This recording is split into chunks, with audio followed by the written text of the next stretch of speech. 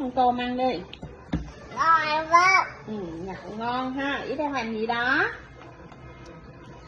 Con đang nhậu. Nhậu đã ha.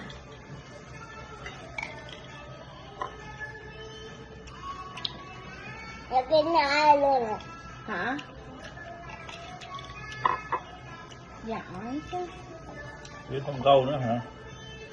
Rồi. Ba mẹ đứng cái ly lên. Ok. Ra đi. Ra. Go!